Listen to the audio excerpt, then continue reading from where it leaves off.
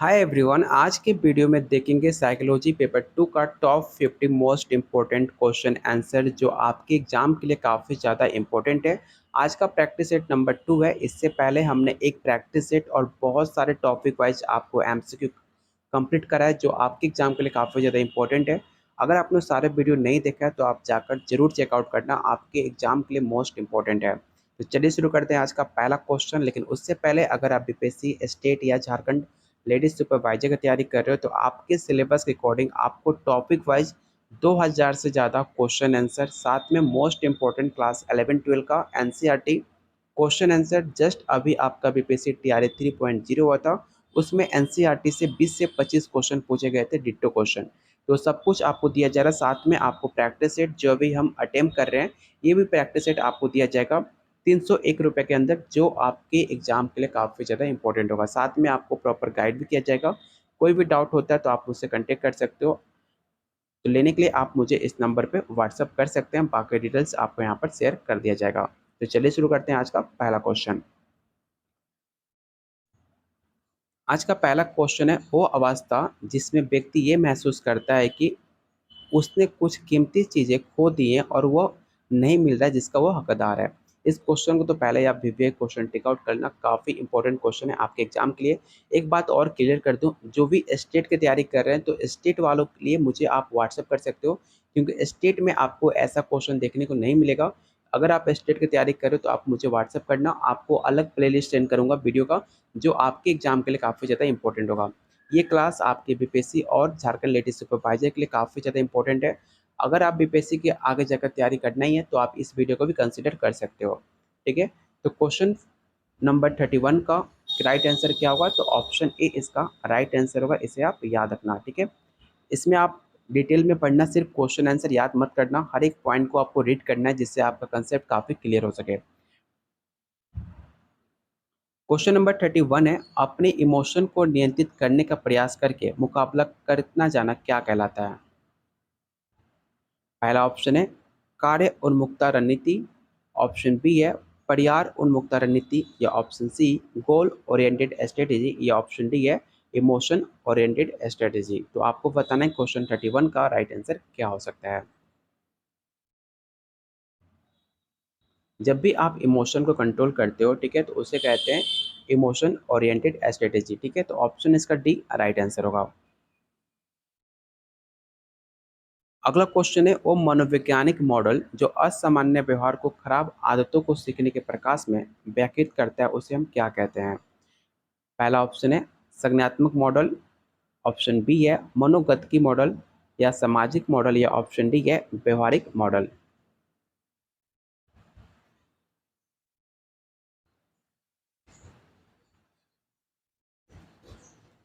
तो इसका right answer होगा ऑप्शन डी बिहेवियर मॉडल, जो कि एक सवाल और पूछा जाता है कि व्यवहार मॉडल के जन्मदाता किसे माना जाता है? तो याद रखिएगा स्किनर और वाटसन को। ठीक है, दोनों ने मिलकर व्यवहारवाद के जनक माने जाते हैं, इसलिए इस क्वेश्चन का राइट आंसर होगा ऑप्शन नंबर डी। और इसको डिटेल में आप पढ़ सकते हो। मनोवैज्ञानिक विकारों को समझने का व्यवहारिक मॉडल स्किनर, पैलाव आदि सिद्धांतों पर आधारित माना जाता है। याद रखिएगा स्किनर का जो सिद्धांत था उसे कहते हैं ऑपरेंट कंडीशनिंग थ्योरी, और पैलाव का सिद्धांत था क्लासिकल क्लासिकल थ्योरी। ठीक है, दोनों का सिद्धांत व्यवहार मॉडल पर आधारित था, इसलिए इन दोनों का नाम इसमें मेंशन है। ठीक है, तो आप इसे याद रखोगे, ऑप्शन इसका टी राइट आंसर होगा। अगला क्वेश्चन है, समूह निर्माण के चरणों का सही क्रम की पहचान कीजिए। तो आपको यहाँ पर एक ऑप्शन दिख रहा है, बाकी ऑप्शन देख लेते हैं। तो आपको बताना है कि क्वेश्चन नंबर 33 का जो सीक्वेंस ऑफ स्टेज है ग्रुप फॉर्मेशन के लिए, उसका राइट आंसर क्या हो सकता है?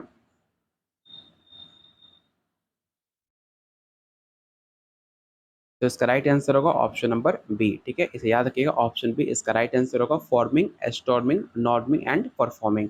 ये आपके सही 4 क्रम होते हैं, यहाँ पर नाम भी देख सकते हो। ऐसे आप स्क्रीनशॉट जरूर रख लेना, आपके एग्जाम के लिए काफ़ी ज़्यादा इंपॉर्टेंट है। अगला क्वेश्चन है, आपके विचार से भारत में राष्ट्रपति की आयु कितनी होनी चाहिए? ये एक कैसा उदाहरण है? पहला ऑप्शन है close ended question, mirror question, open ended question, या ऑप्शन डी है बाइपोलर क्वेश्चन। तो सबसे पहले आपको पता होगा, आपको बताना है कि क्वेश्चन किस टाइप का क्वेश्चन आपसे पूछा जा रहा है। तो याद रखिएगा, इसे हम कहते हैं open ended question. Open ended question क्या होता है कि एक सवाल के बहुत सारे आंसर हो सकते हैं। हर इंसान के अनुसार राष्ट्रपति का आयु अपने अकॉर्डिंग हो सकता है, किसी का 25 हो सकता है, किसी का 30 हो सकता है, कोई 32 बोल सकता है, कोई 35 बोल सकता है, इसलिए इसे हम ओपन एंडेड क्वेश्चन कहते हैं। ठीक है, तो आप इसे याद जरूर रखना। अगला क्वेश्चन है, मनुष्य के लिए अच्छे प्रतिबल स्तर को क्या कहा जाता है? खिंचाव, संकट, कामोत्तेजन या ऑप्शन डी है उत्तेजना।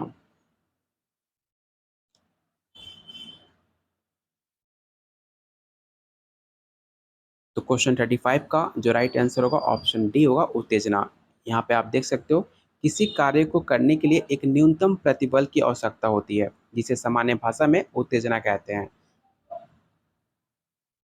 अगला क्वेश्चन मोस्ट इंपॉर्टेंट है, निम्नलिखित में किसका अध्ययन सहयोगियों में विकास और वृद्धि में प्रभाव देखने के लिए किया गया है? मतलब development and identical twin skill में ग्रोथ आपको देखने को मिलता है, तो किसके वजह से देखने को मिलता है आपको ये बताना है। जीन्स, परिपक्वता, आनुवांशिकता या ऑप्शन डी है एनवायरमेंट।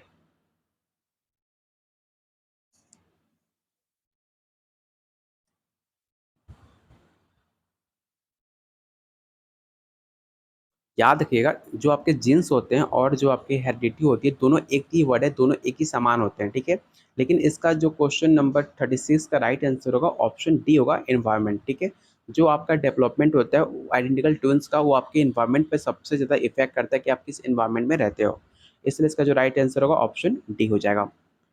अगला क्वेश्चन है, एक निषेचित डिंच को 23 जोड़े होते हैं, जो फर्टिलाइज ओवम होता है उसमें 23 पेयर होते हैं। आप क्लास 6 से पढ़ते आ रहे हो बायोलॉजी में, आपने साइंस में पढ़ा होगा 23 जोड़े। ठीक है, जो 23 पेयर होते हैं ओवम के अंदर, तो 23 ओवम कौन कौन से होते हैं आपको ये बताना है, मतलब कौन सा इसका फर्टिलाइज ओवम होता है। तो पहला आपका ऑप्शन है गुणसूत्र, सेकंड ऑप्शन है जीन्स, ऑप्शन सी है कोशिकाएं या ऑप्शन डी आपका सेटोप्लाज्मा। तो याद रखिएगा, क्वेश्चन 37 का जो राइट आंसर होगा ऑप्शन ई हो जाएगा गुणसूत्र, जिसे हम क्रोमोजोम कहते हैं। याद रखिएगा, 23 जोन आपके गुणसूत्र होते हैं। ठीक है, 23 पेयर होते हैं आपकी लेडीज और फीमेल में दोनों। ठीक है, फीमेल और मेल में 23 पेयर होते हैं। जो 22 पेयर होते हैं मेल और फीमेल में दोनों सेम होता है। जैसे कि मेल में आपका 22 पेयर और 23 आपका क्रोमोजोम हर किसी में होता है। ठीक है, 22 आपके मेल और फीमेल दोनों में रहता है। लास्ट का जो 23 आपका क्रोमोजोम है वो दोनों में डिफरेंट होता है। जैसे कि अगर आपका लेडीज़ है, फीमेल में एक्स एस होता है और मेल में एक्स वाई होता है। जो लास्ट का 23 नंबर का पेयर होता है वो आपका डिफरेंट होता है मेल और फीमेल में। बाकी नंबर ऑफ 22 जो पेयर होते हैं बिल्कुल समान होते हैं मेल और फीमेल में, इसे आप याद रखिएगा। तभी जाकर जो बच्चे का निर्धारण होता है वो आपके जो मेल होता है उस पर डिपेंड करता है कि बच्चा लड़का होगा कि लड़की हो, क्योंकि फीमेल में दोनों जो आपका 23 क्रोमोजोम है वो एक्स एक्स होता है। अगर एक्स वाई होता है तो आपका लड़का होने के चांसेस होता है। अगर एक्स और यहाँ मेल से आपका एक्स आ जाए तो लड़की होने के चांसेस काफ़ी ज़्यादा होती है, इसलिए इसका राइट आंसर ऑप्शन ई हो जाएगा क्रोमोजोम। अगला क्वेश्चन है, जानने के विभिन्न मॉडल जैसे प्रत्यक्ष, याद रखना, अनदेखा करना, विचार करना, तर्क करना इत्यादि के लिए सामान्य पद कौन सा है? तो पहला ऑप्शन है परसेप्शन, इंटेलिजेंस, अंडरस्टैंडिंग या ऑप्शन डी है कॉग्निशन। देखो, सबसे पहले इसका राइट आंसर कॉग्निशन क्यों होगा आपको ये समझना है। देखो, सबसे अंदर याद रखना, अनदेखा करना, विचार करना, तर्क करना, ये सब कुछ आपके माइंड से रिलेटेड क्वेश्चन पूछा जा रहा है, इसलिए इसका राइट आंसर ऑप्शन आपका डी हो जाएगा। क्योंकि आपका संज्ञान, आपका जो माइंड है अगर वो काम अच्छा करेगा तभी जाकर आप किसी चीज़ को याद रख पाओगे। तभी आपको याद रहेगा किसको अनदेखा करना है, किस पे कैसे विचार करना है, कैसे लॉजिकल थिंकिंग करनी है, ये सब कुछ आपको डिपेंड करता है आपके कॉग्निशन माइंड पे। इसलिए इसका जो राइट आंसर होगा ऑप्शन डी होगा। अगला क्वेश्चन काफ़ी बेहतरीन है, आपको बताना है कि क्रिएटिविटी मीन क्या होता है, मतलब क्रिएटिविटी मतलब होता क्या है आपको ये बताना है। पहला ऑप्शन है औपचारिक चिंतन, अभिसारी, परिवर्तित या ऑप्शन डी है संवादात्मक चिंतन। तो काफ़ी आसान क्वेश्चन है, आपने सीटेट में पढ़ा होगा, अपने बीएड में पढ़ा होगा, स्टेट में पढ़ा होगा, तो आप इसका आंसर आसानी से बता सकते हो। क्रिएटिविटी होता है आपके डाइवर्जेंट। ठीक है, आप देख रहे हो, अगर डाइवर्जेंट को आप ओपन एंडेड क्वेश्चन भी कह सकते हो, ओपन एंडेड क्वेश्चन। जैसे कि अगर आप गाड़ी ड्राइव कर रहे हो और उसे डाइवर्ट कर रहे हो, एक से अधिक रास्ते में आप अच्छे से ड्राइव कर पा रहे हो, तो आप इसको कहते हैं क्रिएटिविटी। जो आप एक क्वेश्चन के बहुत सारे आंसर को फाइंड कर पाना, उसे कहते हैं क्रिएटिविटी, उसे कहते हैं डाइवर्जेंट थिंकिंग या उसे ओपन एंडेड क्वेश्चन भी कह सकते हो। तो इसका राइट आंसर होगा ऑप्शन ए। क्षमताएं मनोवृत्ति और रुचियों के लिए किसके द्वारा मापा जा सकता है? रेटिंग मापनी, वस्तुनिष्ठ परीक्षण, आत्मविश्लेषण या ऑप्शन डी या परीक्षण विधि।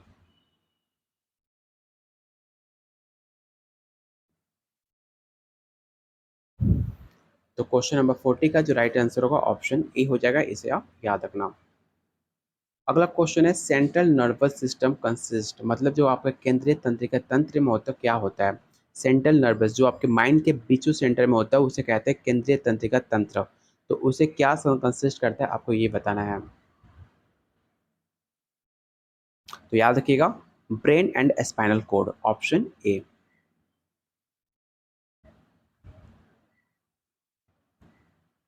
अगला क्वेश्चन है नॉन डायरेक्टिविटी थेरेपी होता क्या है? देखो ये सारे क्वेश्चन जो आज मैं प्रैक्टिस सेट में आपको करा रहा हूँ, ये सारे क्वेश्चन मोस्ट इंपॉर्टेंट है। अगर आप झारखंड या बीपीएससी की तैयारी कर रहे हो तो सारा क्वेश्चन रट्टा जरूर मार लेना। कम से कम वीडियो 2 बार देखना या फिर आपने पेड नोट्स लिया है तो इसे जरूर कंप्लीट करना। ये सारे क्वेश्चन काफ़ी इंपॉर्टेंट है, इसलिए मैं इसे बार बार आपको कह रहा हूँ कि सारे क्वेश्चन अटेम्प्ट जरूर करना। तो क्वेश्चन 42 का राइट आंसर होगा option D, all of this. किससे पीड़ित मरीजों में अक्सर संभ्रम होता है?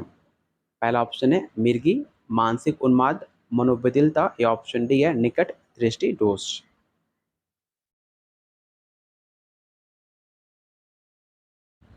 तो याद रखिएगा इसका राइट आंसर ऑप्शन सी होगा, सिजोफ्रेनिया। विषाद किसके अंतर्गत आता है? आपके पास चार ऑप्शन है, चारों ऑप्शन को अपडेट कीजिए और बताइए क्वेश्चन 44 का राइट आंसर क्या हो सकता है। तो विषाद अफेक्टिव डिसऑर्डर के अंतर्गत आता है, जो कि राइट आंसर होगा ऑप्शन नंबर डी। परिचित वस्तुओं को पहचानने की अक्षमता को क्या कहा जाता है? मतलब कोई ऐसी चीज जिसे आप पहचान नहीं पा रहे हो, तो उस कैपेसिटी को हम क्या कहेंगे, आपको ये बताना है। पहला ऑप्शन है अनिद्रा, अभिभाषा, सौरलोप या ऑप्शन डी है संवेदन लोप।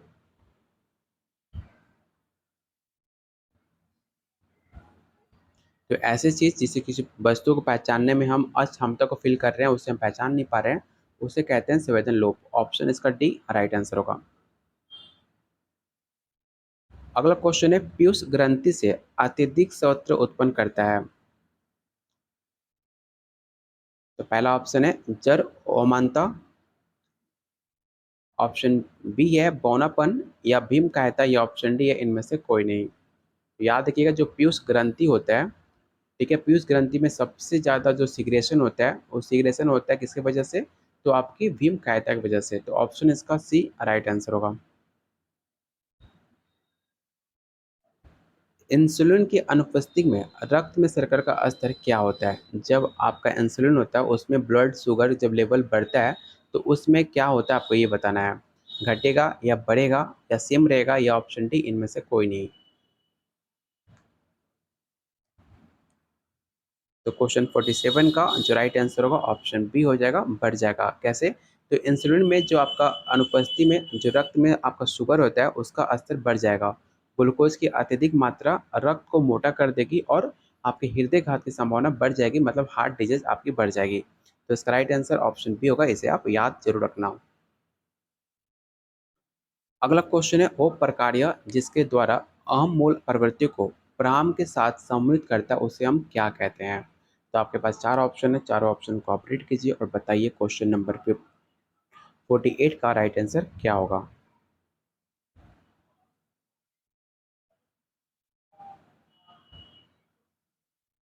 तो क्वेश्चन 48 का राइट आंसर होगा ऑप्शन ए।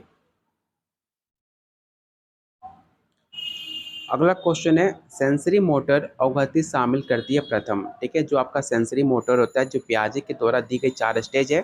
पहला sensory motor, second pre operational, third है आपका कंक्रीट और चौथा है आपका फॉर्मल।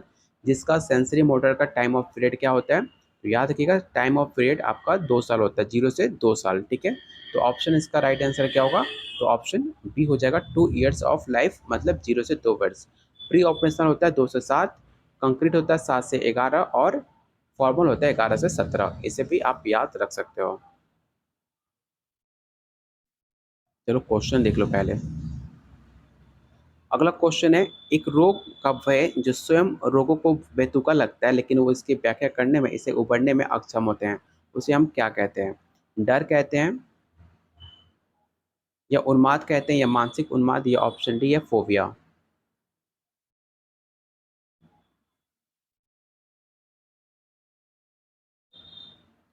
तो इसे कहते हैं फोबिया। ठीक है, ऑप्शन डी इसका राइट आंसर होगा।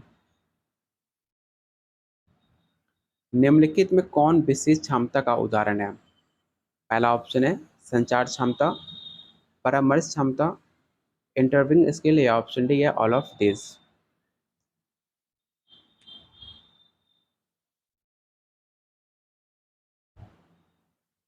तो इसका राइट आंसर होगा ऑप्शन डी 51 का, ऑप्शन डी आपका राइट आंसर होगा। अगला क्वेश्चन है, चिकित्सीय आश्वासन के बावजूद यदि एक व्यक्ति को ये विश्वास होता है कि उसे कोई गंभीर बीमारी है, तो ये विकार क्या कहलाता है? क्या उसे कन्वर्जन डिसऑर्डर है, या डिसोसिएटिव और डिसऑर्डर है, या उसे रोग भ्रम है, या ऑप्शन डी उसके सारे रोग हैं? Option D all of this.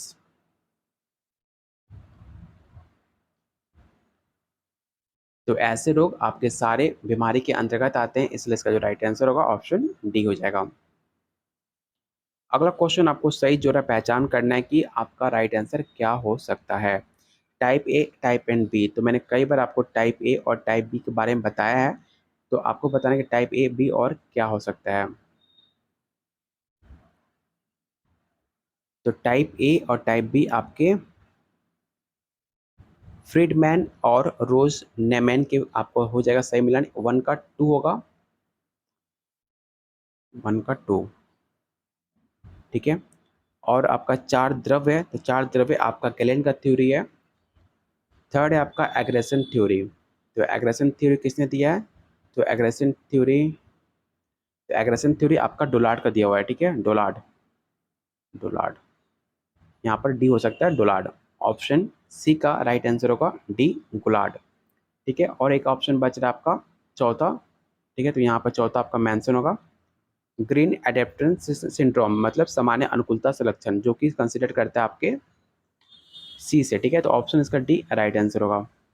यहाँ पर क्वेश्चन प्रॉपर दिख नहीं पा रहा था, इसलिए आपको थोड़ा दिक्कत हुआ होगा। अगला क्वेश्चन है, निम्नलिखित में कौन सी चिकित्सीय प्रविधि व्यक्ति को उसमें डर वाली वस्तु से अधिकतम डर वाले संपर्क प्रकार कल्पना करने को कहा जाता है? तो पहला ऑप्शन है निश्चयात्मक विरुचि अंत्येष्टोपी, या ऑप्शन डी है जैव प्रतिवृष्टन।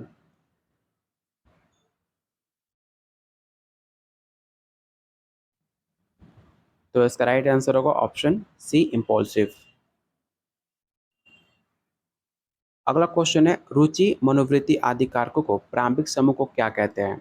जो फैक्टर होते हैं जैसे कि इंटरेस्ट हो गया, आपका एप्टीट्यूड हो गया, इस सेट को आप क्या कहोगे, आपको ये बताना है। तो जस्ट मैंने आपको बताया था, जो भी आपके ये सब माइंड जैसे रुचि हो गया, ये सब कुछ आपके इंटरनल फैक्टर के अंतर्गत आता है, मतलब आपके अंदर का आंतरिक इंटरेस्ट के अंदर आता है। तो इसका राइट आंसर होगा ऑप्शन बी। अगला क्वेश्चन है, बिने जिन्होंने स्टैनफोर्ड बिने परीक्षण को बनाया मानसिक विकास के निम्नलिखित सूचांक को अपनाया था। तो काफ़ी आसान क्वेश्चन है, मैंने ऑलरेडी इस सवाल आपको प्रैक्टिस सेट में कराया हुआ है। तो इसका राइट आंसर होगा option D, mental age. Projective test को हम क्या कह सकते हैं?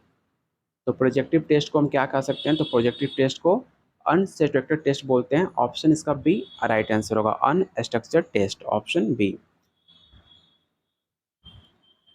फ्रायड के सिद्धांत के अनुसार वो मूल तकनीक जिसमें व्यक्ति संघर्ष से उपजी चिंता को दूर करता है, उसे हम क्या कहते हैं? क्या उसे हम प्रक्षेपण कहते हैं, क्या उसे प्रतिक्रिया निर्माण कहते हैं, या उसे दमन, या ऑप्शन डी है प्रतिगमन। अगर आपने सिगमंड फ्रायड का थ्योरी पढ़ा होगा, तो इसका आंसर आप आसानी से बता सकते हो कि इसका राइट आंसर होगा रिग्रेशन, जिसका हिंदी होता है प्रतिगमन। क्वेश्चन नंबर 59, अवसाद के उपचार हेतु संज्ञानात्मक चिकित्सा विधि किसके द्वारा दी गई है? याद रखिएगा, यहाँ से आपको कॉग्निटिव थेरेपी के बारे में पूछा जा रहा है। बहुत सारे बच्चे क्या करते हैं, कॉग्निटिव डेवलपमेंट समझ लेते हैं, लेकिन यहाँ पे पूछा जा रहा है कॉग्निटिव थेरेपी। तो कॉग्निटिव थेरेपी की बात करते हैं आपके,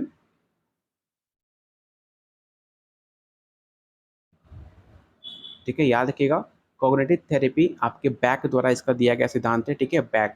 ठीक है, इसका राइट आंसर क्या होगा? तो ऑप्शन डी हो जाएगा, नॉन ऑफ दिस।